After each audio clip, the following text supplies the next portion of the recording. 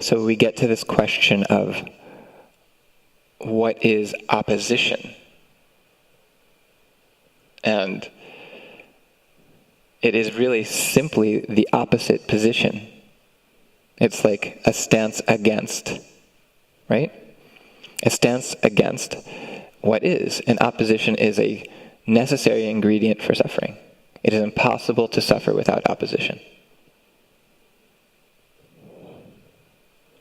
It doesn't mean it's impossible to feel pain, right? If you stub your toe, it will hurt. The opposition will say, why did that happen? I'm so stupid, or I'm so clumsy, or, right, it shouldn't have happened. That's the opposition. And you notice how when opposition comes in, it's very hard to learn. It almost shows up as if as if the opposition is going to teach us a lesson. But really, it doesn't work so well. Really just to see, I stubbed my toe and that hurt. It's a useful lesson, right?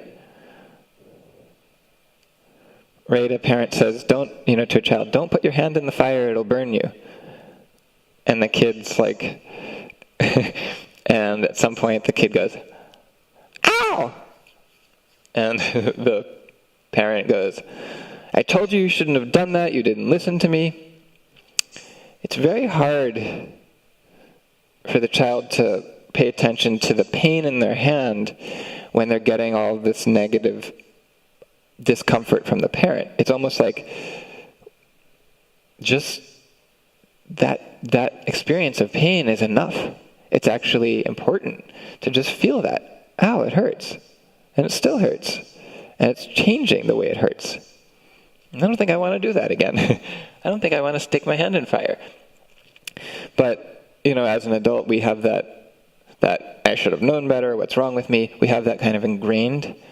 So when we actually encounter a situation in which there is some insight, just something even very simple to learn. It's very hard to learn when we have all this noise that's telling us we shouldn't have done that in the first place and what's wrong with us. And it's like we're creating more upsetness on top of,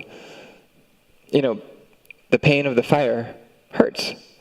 But then we add additional pain saying, I'm dumb, or I should have known better, which also hurts all on its own. So now we have two things that are hurting.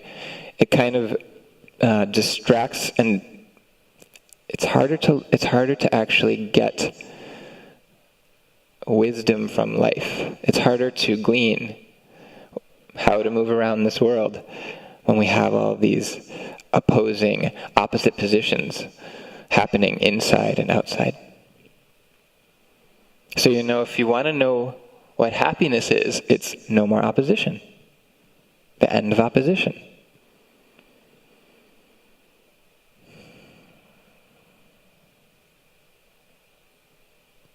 When things are just as they are and there isn't a secondary voice coming in and saying, not that shouldn't be, it would be better if, it's a nice day, but it'd be better if, it's opposition.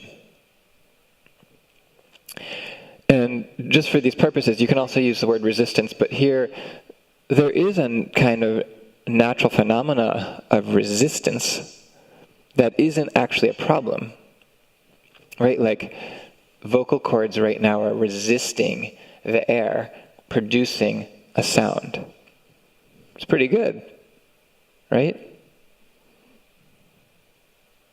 Resistance is one way to say it.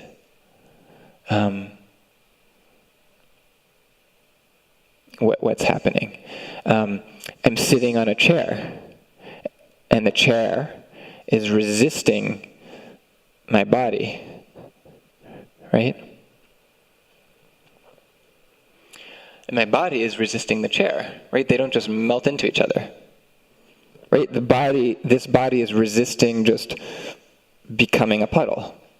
Right? There's like a structural integrity it's how form happens. Nothing would exist without what we could call resistance. It doesn't have to be called resistance. But I'm not talking about that. That's not what opposition is. Opposition is a position based in belief that is opposite to what is. It is opposing. It is an opposing position. Opposition. Opposing position. Opposing position. And when anyone is in opposition, there will immediately be suffering. The degree of suffering will change depending on how much opposition, right? I wish it wasn't raining. It'd be better. A little bit of suffering, sadness. I can't believe it's raining. The more you don't want it to be raining, the more opposition, the more it will hurt. And there's this kind of fallacy that if reality was the way we wanted it to be, we wouldn't be in opposition. But the truth is, this state from which the vast majority of humans are functioning, often called the egoic state, the trance of ego, or as I say, sometimes the trance of problem, something's wrong, just that feeling, even that low-level pre-verbal, something's not quite right, right? That is the cause of suffering, not reality. It's because we go in the opposite position of reality that we suffer. Have you ever noticed in any of the moments that when you're happy, what's not there? What's not there is opposition. You don't think anything should be different. You're not in that state. Everything is and it doesn't, of course there are, the beautiful days, the moments, the sunsets, the perfect this or that, right, in which there is no opposition. But there are also, if we watch, just kind of very simple moments. They may only last for a second or two, but that have nothing to do with the way the world is, the way it's appearing. It's not because it's a specific type of day or something happened or you have something or you don't have something. It's just kind of like you've fallen out of opposition. You've become free from opposition, if only for a moment.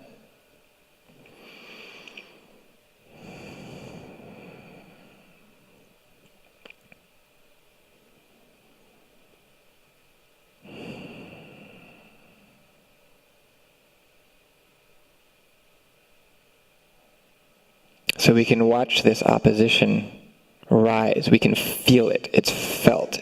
Feel it in the chest and in the gut. It's a closing, a clenching. As soon as you go into it, the system contracts. Right? The system hurts. That's what we call suffering, stress. It's kind of self-inflicted pain. Not intentionally self-inflicted, but self-inflicted nonetheless. And really, I like to use the idea that it's an alarm system. The body is saying, hey, you've gone into opposition. Kind of cut it out. It's not fun.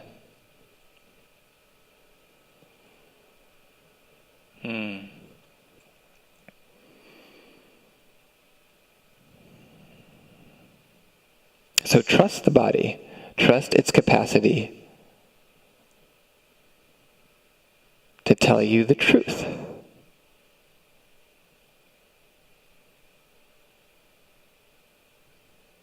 To let you know that you are in a state of opposition. You can go, oh, thanks, buddy. Yeah.